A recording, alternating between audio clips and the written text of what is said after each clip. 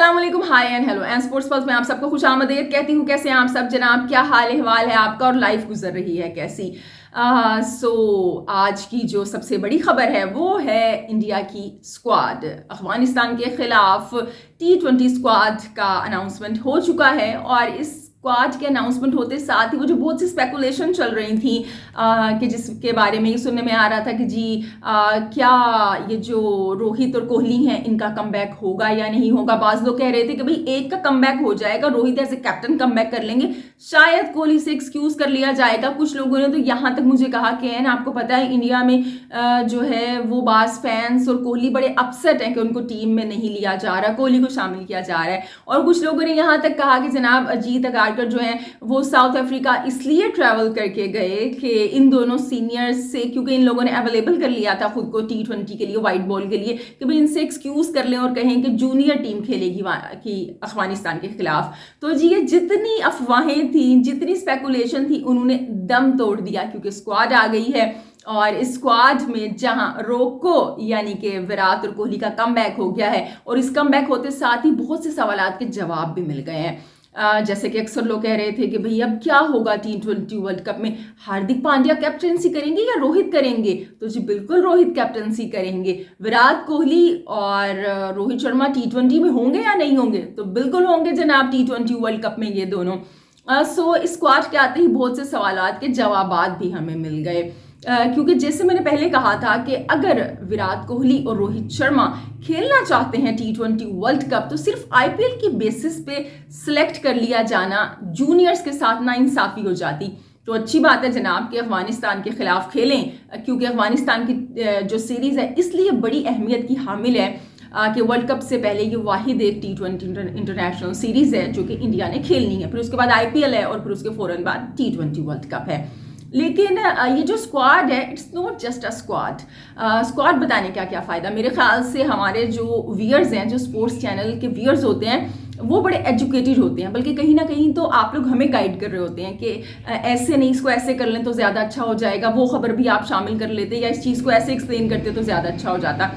Suggestion भी आ रही होती हैं और गलतियां भी निकाली जा रही होती हैं। सो सिर्फ ये आके बता देना कि जी ये पेसर्स हैं, ये स्पिनर्स हैं और ये ऑलराउंडर्स हैं, तो इसकी तो मेरे ख्याल से ज़रूरत भी नहीं बनती है। तो क्या ख़ास बात है इस स्क्वाड के अंदर? जनाब ये स्क्वाड नहीं है, ये इंडियन टीम की अप्रोच है।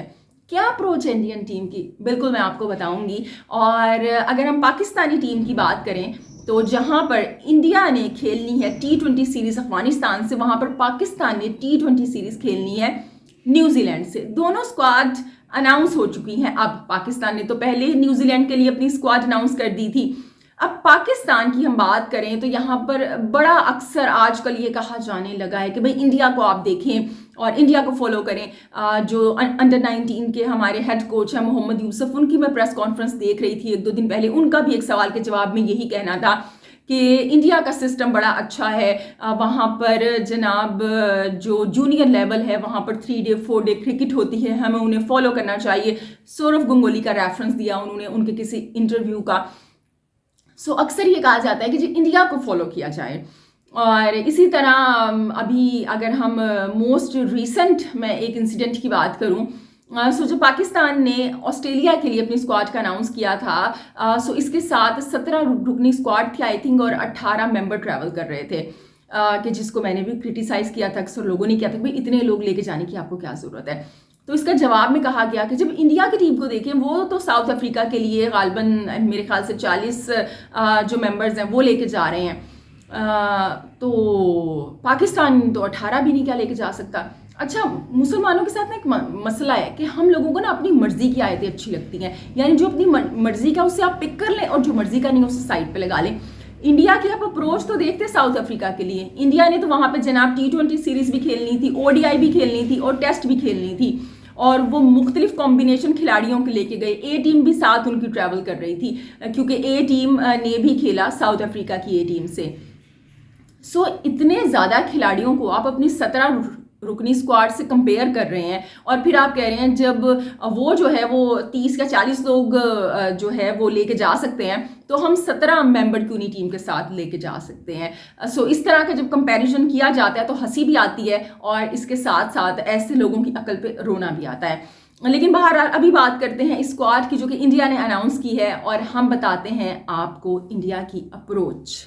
वेल जनाब, इंडिया की स्क्वाड जब हम देखते हैं, जो कि आपकी बिल्कुल स्क्रीन पे है, आप लोग अब तक देख चुके होंगे कि इसके अंदर सबसे पहले जी 6 बैटर्स हैं, उसके बाद आई थिंक 3 ऑलराउंडर हैं, और अगर हम देखें तो रोहित शर्मा, शुभमन गिल, जायसवाल हो गए या विराट कोहली, ये जो हैं ये टॉप ऑर्डर के बैटर्स हैं। मेरे ख्याल से विराट कोहली को, not the Virat Kohli, I think Tilak Varma को, जो कि आप बॉलिंग भी बड़ी अच्छी करना शुरू हो गए हैं, वो अपने आप को एज ए ऑलराउंडर डेवलप कर रहे हैं, और उनको कहीं मिडल ऑर्डर में आई थिंक कहीं फिक्स करने की कोशिश की जाएगी, या क्या ओपनिंग के साथ करेगा इंडिया, ये बड़े मज़े का होगा। हम देखेंगे कि विराट कोहली के साथ अब ये जो जायसवाल हो गए, इनका क्या कॉम्बिनेशन बनता है, क्या होता है जिन सारे खिलाड़ियों का।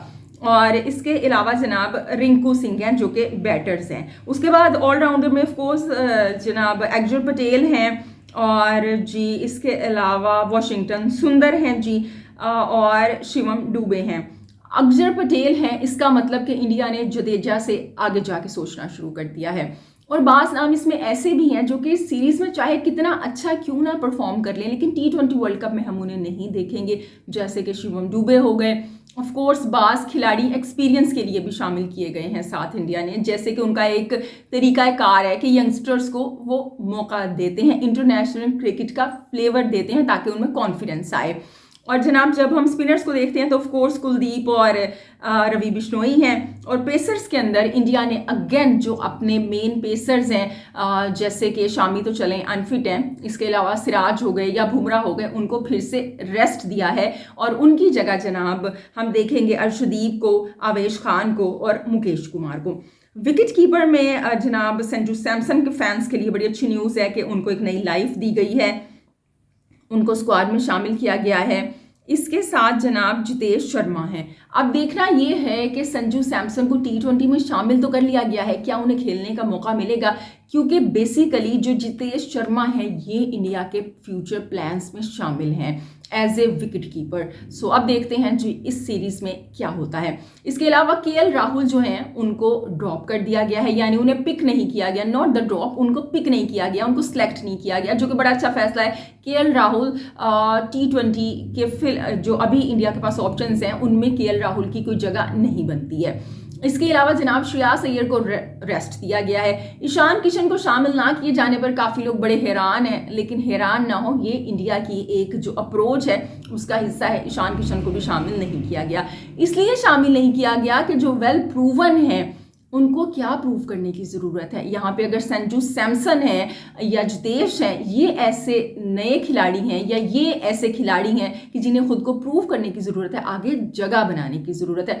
यकीनन सेकंड विकेट कीपर बैटर के तौर पर अब देखते हैं इन दोनों में से इंडिया T20 वर्ल्ड कप के लिए किसे पिक करता है। अब मैं अप्रोच की बात कर रही थी, आप इंडिया की अप्रोच जानना चाहते हैं, चलें आपको लेकर चलते हैं जनाब हम पिछले साल जब हो रही थी एशियन गेम्स के लिए आप इंडिया की टीम अगर देखेंगे तो इस वक्त जो इंडिया की स्क्वाड सेलेक्ट हुई है उसमें से 8 खिलाड़ी, जी हाँ 8 खिलाड़ी उस टीम का हिस्सा थे, कि जिसमें जायसवाल हो गए या तिलक वर्मा, रिंकू सिंह, इसके अलावा जी वाशिंगटन सुंदर और जितेश शर्मा, ये सब उस स्क्वाड का हिस्सा थे। मुकेश कुमार, इन्होंने खेला था और गोल्ड मेडल जीत के आए थे। ये है वो इंडिया की अप्रोच कि अपने जो यंगस्टर हैं उनको पता था कि फ्यूचर में हमें इन खिलाड़ियों को T20 खिलाना है। सो उन्हीं को T20 के अंदर जब एशियन गेम्स आई थी भेजा गया था, और यही वो टीम है, यही वो लड़के हैं जो कि गोल्ड मेडल जीत के आए थे। और जब हम पाकिस्तान की स्क्वाड की बात करते हैं एशियन गेम्स की, सो वो अगर आप देखें तो उसमें से ज़्यादातर नाम ऐसे हैं कि जिन्हें जब हमने खेलते हुए देखा था तो उसी वक्त क्वेश्चन आया था कि ये यहाँ पे क्या कर रहे हैं। जैसे कि हमने जो अपनी एशियन गेम्स के लिए टीम भेजी थी T20 के लिए, उसके अंदर जनाब ज़्यादातर उन खिलाड़ियों को मौका दिया गया था ताकि उनको दोबारा कम बैक करवाया जा सके टीम में, बजाय ये कि आप अपने यंग टैलेंट को भेजते इंडिया की तरह, आप अपने फ्यूचर प्लान्स को भेजते, आपने उन्हें भेजा कि जिनके लिए आप किसी ना किसी तरह कहीं ना कहीं पोजीशन क्रिएट करना चाह रहे थे, कि जिसमें आप देख सकते हैं कि यहाँ पर आसिफ अली हो गए, हैदर अली हो गए, या फिर यहाँ पर जनाब खुशदिल शाह को शामिल किया गया। यहाँ पर मिर्ज़ा बेग का नाम आप देख रहे होंगे, ये कहाँ से आ गए? इन्होंने तो फर्स्ट क्लास का मैच भी कोई नहीं खेला हुआ, लाहौर कलंदर्स के डेवलपमेंट प्लान से आते हैं, अच्छे खिलाड़ी हैं, लेकिन यहाँ पे ये डिज़र्व नहीं करते थे खेलना, एक्सपीरियंस ही इतना नहीं था और फेल भी हुए थे ये। जबकि साइम अयूब, आज़म खान, हसीबुल्ला, इनमें से कोई नाम भी, अब्बास आफरीदी यहाँ पर मौजूद नहीं था।